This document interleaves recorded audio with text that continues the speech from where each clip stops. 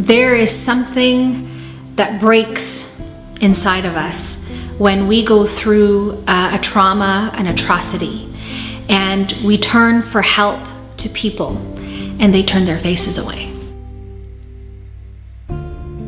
For years, we Canadians have turned our faces away from the reality of residential schools. Over 150,000 Aboriginal children were forcibly taken from their families in order to assimilate them into white European society, in order to kill the Indian in the child. We turned our faces away as Aboriginal students were subjected to sexual, physical, emotional, and psychological abuse. We turned our faces away as thousands of students died in residential schools.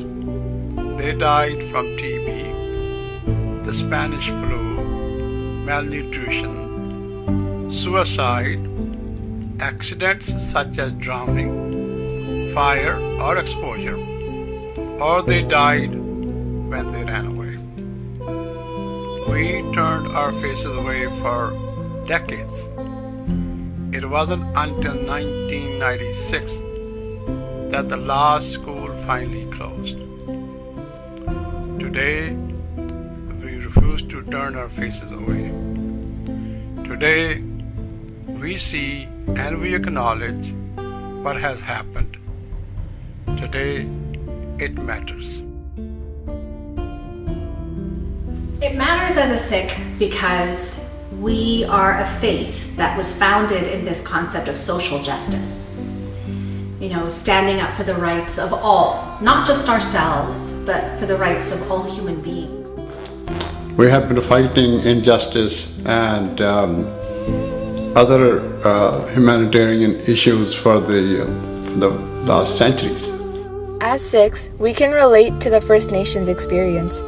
We too have people turn their faces away as we try to share what we've been through. We know what it's like to be unrecognized, whether it's our mother tongue, our distinct identity, or our faith.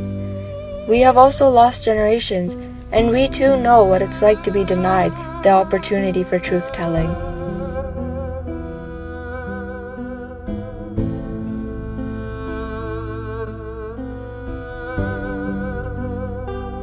It matters as a Canadian because it's part of our history. And we need to understand our entire history. The First Nations residential school experience represents one of the worst. And so if we can recognize where we went wrong, we can set about making it right. There is something incredibly empowering when we turn to someone and they listen. And they look into our eyes and they acknowledge what it was that happened to us.